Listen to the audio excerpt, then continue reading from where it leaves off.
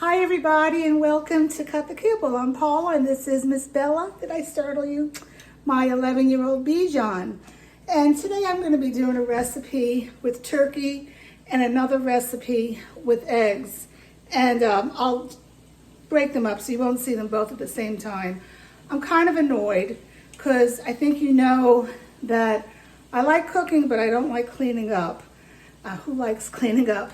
And I normally always do at least 2 pounds of whatever protein because I hate cleaning my food processor. It's just so big and it's just annoying. It's so many pieces. But I only have 1 pound of turkey. So I'm going to make a turkey recipe with you and then I'm going to do an egg recipe that I'll put on the YouTube at a later date. So I feel like I've been productive here because 1 pound of turkey is probably going to get like 7 meals. So I'm going to turn you over here so you can see what I'm doing. Put this little girl down here and I have 1 pound of turkey. It's not that much. And I'm going to put in 1 clove of garlic. For those of you that are new to my channel, garlic in small amounts are very beneficial to dogs. They could ward off fleas. Garlic is a natural antibiotic. It has ampicillin in it. And I always add the garlic to the protein and cook it. Every now and then, when I forget to do that, right, Bella? I'll add the garlic fresh on top of her meal, but I would not advise you doing that because you know garlic is strong, and when you cook it, it's not as strong. I think if you put fresh garlic on top of your food, if you've never used garlic before, your dog's going to get a tummy ache and maybe even throw up. But cooking with garlic is very good. You can Google it. I do 1/4 teaspoon for my dog for each meal. But you know, again, I don't measure things out, you know me. So basically, I'm doing a whole clove for 1 pound of protein. So I'm going to cook this up, and I'm cooking it all the way through. I am not a raw feeder. I may not know enough about it, but I do know that you know, there's a lot of recalls with beef, with E. coli or whatever, and I'm not going to risk that for my dog. So I cook my protein up. And let this cook a little bit more, and I'm going to move the tripod over here. Sorry for the bump. And there's my tripod, and there's Miss Bella. And to this, I got a lot of things that I'm going to add. Let's see if you could see this. I'll try to put this down some more. Excuse me. I'm going to add some blueberries, sardines. I'm adding 3 mussels, zucchini, and asparagus. I have my recipe for my beef heart. You can look that up in my playlist. My beef liver. You never ever give more than 5% beef liver to any of your recipes. Your dog can get pancreatitis. Same with the beef heart, only 5 to 10%. And this time I'm going to throw in a cucumber because I have it, and apples. It was a very small apple, and it was actually an annoying apple. I hate small apples. And I don't normally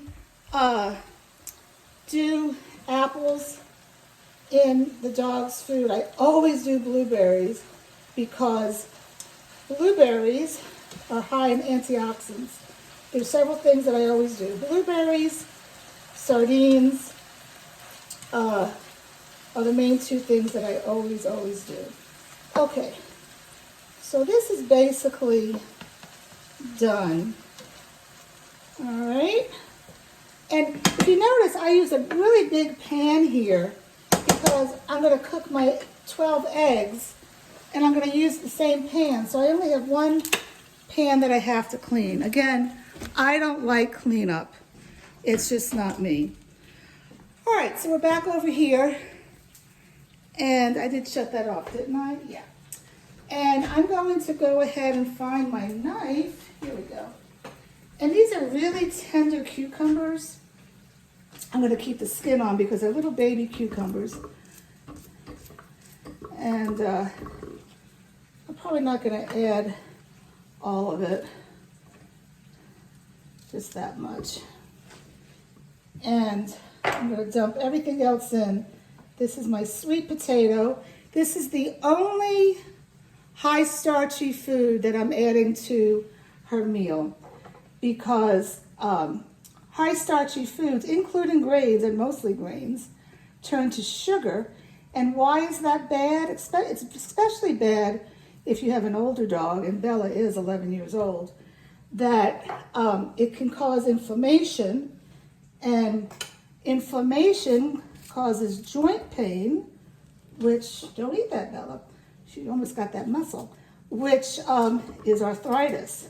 So I have Bella on a grain-free diet. She's been on grain-free now for like 6 years. So was my other Bichon. And also dairy-free. Why do I do dairy-free? Here's the asparagus and the zucchini that I freshly roasted. I mean, you could buy it in the store. It doesn't have to be. You don't have to buy it and cook it up. Don't make it hard for yourself. But it was on sale, so I did that. What was I saying? I don't even know what I was saying. Anybody remember something? Why do I? And I apologize. I don't know what it was. But, why do I not do dairy? Well, I went once to an exotic vet, she's not exotic vet, but she does, takes care of exotic animals, because Bella one time in her life had a ear infection that was due from stress. We had a foster dog. It wasn't from food, it was from stress. It made her immune system low. So this vet told me that I should not do dairy because dairy can cause yeast. So ever since then, I don't do dairy. I used to give her cottage cheese. I still think cottage cheese is fine. And she even said yogurt was not good, but I always give her some yogurt with a banana in the morning. Want to try to get into goat's milk. I've heard that it's a natural probiotic. So I'm going to look into that. The store down the way here sells Primal goat's milk. It's not as good, I hear, as Answers. That's a brand of goat's milk. But I'm going to do some more research and give it a shot. So let me move this pan here. And again, if you're new to my channel, I always put sardines in. You have to make sure the sardines are in water. Costco sells 2 different brands of sardines, and they're both in like soybean oil and olive oil. You never want to use any soy products whatsoever because they are GMO and it's a very cheap oil. And you don't want to use sardines in olive oil, even though I talk highly of olive oil. You want to use it just in water, and you add your own oils as you go. Now, the last of the things I'm going to put in here, I have my Cut the Kibble Omega Booster, and I'm going to need to make some more because I don't have much here. This is a mixture of pumpkin seeds, flax seeds, and hemp seeds. Again, it's the omegas. And I don't measure, but one thing that I would suggest that you always measure is your calcium, okay? Because you don't want to give the dog too much calcium, all right? They can get sick from that. And you want to make sure you give them enough calcium. So it's 1 teaspoon. It says it right on the back of the this little container. 1 teaspoon for a pound of protein. So like, if sometimes I'm going to do eggs as my protein, I'll do 1 teaspoon. You would measure your eggs out on a scale. Now, since I made the faux pas and I put the powder mixture in on top, I'm gonna add some water. Otherwise it splatters and it gets wasted. So this is it.